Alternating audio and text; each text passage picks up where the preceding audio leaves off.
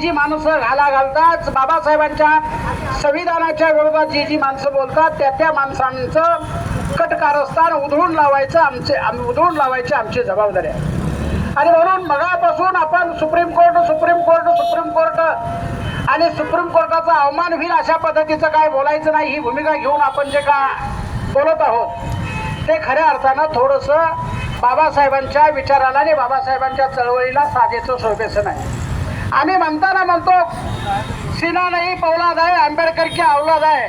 मग आंबेडकरची औलाद इतकी कशी लोचट होऊन चालेल किंवा इतकी कशी मऊ होऊन चालेल? अरे आंबेडकरची औलाद आहे तर एकदा आग होऊन वखायला पाहिजे ना, एकदा आग होऊन जाळायला पाहिजे ना. जी आमची घरं जाळतील, जो आम्हाला जाळाय बसलाय त्याला कधी कसं जाळायची भाषा आपल्याकडून व्हायला पाहिजे का नको? आणि म्हणून जाळायसाठी आपल्याला निश्चितपणानं उद्याच्या भविष्यामध्ये आपण मोठ्या पद्धतीचा निर्णय घेऊन आपण अत्यंत चांगल्या पद्धतीनं हे सगळं उलथवून लावायचं काम केलं पाहिजे. एक तर मुळातच ह्या सगळ्या गोष्टी करत असताना त्यांनी आमचं एक प्यादं शोधलं आणि त्या प्याद्याच्या मार्फत त्यांनी बरोबर सगळं SC ST ला क्रिमिनल लावायसाठी काय बरोबर कटकारस्थान केलं. त्या प्याद्याचा अगोदर आपण निषेध करायला पाहिजे. आणि म्हणून आम्ही आंबेडकरी चळवळीच्या वतीनं आम्ही सगळे कार्यकर्ते त्या प्याद्याच्या घरात म्हणजे भूषण गवईच्या घरात साधारणतः 10,000 रुपयानं या महिला अखेरला पडतील अशी व्यवस्था करणार आहोत. त्याचं कारण असं आहे की बाबासाहेबांचा खाता बाबासाहेबांच्या जीवावर जगता, बाबासाहेबांच्या जीवावर सगळी पदं भोगता आणि बाबासाहेबांच्या समाजाला नेस्तनाबूत करायचं काम करता कदापि खपवून घेतलं जाणार नाही. आणि कुठली सजा कोणता कायदा हा बाबासाहेब सजा जी होणार आहे ती बाबासाहेबांच्या कायद्यानुसार होणार आहे. आणि त्यामुळं बाबासाहेबांच्या कायद्यानुसार होणारी सजा भोगायला आम्ही तयार आहोत. परंतु बाबासाहेबांच्या कायद्याला उलथवून लावणाऱ्याच्या अवलादीला उलथवून लावल्याशिवाय आम्ही अजिबात थंड बसणार नाही. आणि म्हणून शिला नाही पौलाद आहे, आंबेडकर की औलाद आहे. एकदा आंबेडकरांची औलाद काय आहे ते त्यांना दाखवूनच देऊया. आणि आपल्याला एक लक्षात असायला पाहिजे की साधारणतः अजून निर्णय घेतलेला आहे, निर्णय घेतला नाही. दादानो मगाशी बोलताना बोलला असा अजून काय लागू व्हायला नाही. हे बघा साखरपुडा झालाय, लगीन कवा बी लावतील. एकदा साखरपुडा झाला की लगीन लावायची मोकळी असतात, त्यामुळे लगीन कवा बी लावतील. मोडण लगीन असं म्हणायचं नाही, ते लगीन आम्हीच मोडायला पाहिजे. आणि आम्ही असं मोडून चालणार नाही. आम्ही बाकी त्यांच्या छाताडावर उरावर नाचणार तरच ते मोडणार आहे. आणि म्हणून छाताडावर आणि उरावर नाचायची भूमिका आणि नाचायची तयारी ठेवा. बघू कोण काय करतोय, कसा काय करतोय. अरे पॅन्थरच्या काळामध्ये आपले कार्यकर्ते इतके रस्त्यावर लढले, इतके जेलमध्ये गेले. जेलमध्ये जाणारा कार्यकर्ता पॅन्थरच्या काळामध्ये जेलमध्ये जाणारा कार्यकर्ता कविता करत होता, बाबासाहेबांच्या बद्दल आदरानं बोलत होता की गंजीतल्या पेल्यातल्या गंजीत माझ्या भीम माझा भिजला, पाहून जोश माझा गालात खुदकन असला.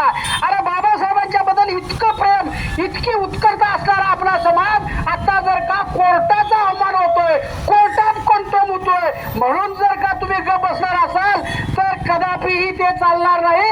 युवकांनी रस्त्यावर यायला पाहिजे. आणि एक गोष्ट लक्षात ठेवा की इथल्या सरकारानं आणि इथल्या सुप्रीम कोर्टानं एक गोष्ट लक्षात ठेवायची, बांगलादेशामध्ये झालेलं विसरू नका. आम्हाला सुद्धा बांगलादेश करता येतो, परंतु भगवान गौतम बुद्धाच्या शांततेच्या मार्गाने आणि बाबासाहेबांच्या संविधानाच्या मार्गाने जाणारे आमची माणसं आहे. जर का तुम्ही असा अतिरेक केला तर भगवान गौतम बुद्धाची माफी मागून इथं सुद्धा बांगलादेश घडवायचं काम आम्ही केल्याशिवाय राहणार नाही, हे लक्षात असू द्या.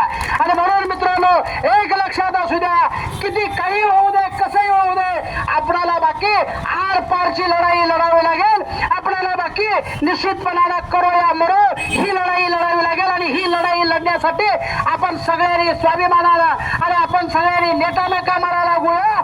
उद्याच्या भविष्यामध्ये संविधानाकडे आणि बाबासाहेबांनी दिलेल्या आरक्षणाकडे बघायचं धाडस सुद्धा कुणाचं होता कामा नये. ते वाचताना सुद्धा आदरानं वाचायला पाहिजे आणि ते बघताना सुद्धा आदरानं बघायला पाहिजे. एवढी मोठी लढाई उभा करूया. आणि ती लढाई कोल्हापुरातून का उभा करूया तर छत्रपती शाहू महाराजांच्या म्हणजे आरक्षणाच्या जनक छत्रपती शाहू महाराजांची ही जन्मभूमी आहे. आणि त्यांनी प्रथमतः संविधानाच्या अगोदर आरक्षण म्हणजे आपल्या जनतेला दिलं होतं आणि त्या भूमीमधून आपण इतक्या मोठ्या प्रमाणात आरक्षणाबद्दल लढाई लढूया की निश्चितपणानं या देशातल्या पंतप्रधानांची सीट सुद्धा गदा गदा गदा गदा हल्ली पाहिजे आणि या देशातल्या पंतप्रधानाला आणि राष्ट्रपतीला सुद्धा वाटायला पाहिजे की बाबा कोल्हापुरातलं छत्रपती शाहू महाराजांचं वादळ आलेलं आहे. आता हे वादळ शमणार नाही, हे वादळ असंच घोंगावत राहणार आहे आणि हे वादळ घोंगावत राहणार असल्यामुळं आपल्याला कदापि दुसरा निर्णय घेता कामा नये आणि नाही इलाजानं त्यांनी हा जो काय एसटी मधला जो काय क्रिमिनलचा कायदा केला तो कायदा प्रथमतः रद्द करायला पाहिजे आणि बाबासाहेबांच्या संविधानामध्ये दिलेला SC STचं जे आरक्षण आहे ते पूर्ववत करायला पाहिजे. या सगळ्या मागणीसाठी आपण जमलात त्याबद्दल तुम्हाला सगळ्यांना धन्यवाद देतो आणि मी एवढीच इच्छा व्यक्त करतो की कधीही कुठेही कोणत्याही परिस्थितीमध्ये कुणावर कितीही गुन्हे नोंद झाले तर बाबासाहेबांच्यासाठी आपण जीवाचं नाव पाचोळा ठेवलाय मग गुन्हा घ्यायला भिता का? जीवाचं नाव जर पाचोळा ठेवला असेल, जीव जर का आपण अगदी पाचोळ्यासारखा करणार असो तर एक गुन्हा झाला तरी होऊन जाऊ दे म्हणून आपण सगळ्यांनी चांगल्या पद्धतीनं आणि नेटाने आणि आक्रमकपणे या आंदोलनामध्ये उतरूया आणि आपल्याला एक डाटा येणार आहे, आपल्याला एक वाक्य येणार आहे. म्हणजे अनुसूचित जाती ही जी का आपली आरक्षण बचाव संरक्षण समिती आहे या समितीच्या मार्फत आम्ही काही पायतान पाठवणार नाही. आम्ही आमचं वेगळं आहे त्यामुळं तुम्ही काय काळजी करू नका. पण हे 10,000 पायतान ह्या महिना अखेरला जाणार म्हणजे जाणार आणि भूषण गवईच्या डोसक्यात बसणार म्हणजे बसणार. यामध्ये कोणत्याही प्रकारचं दुमत नाही. आपण बघत राहा, मोजत राहा. आमचा सगळा युवक वर्ग त्या पद्धतीने काम करेल हे निश्चितपणानं तुम्हाला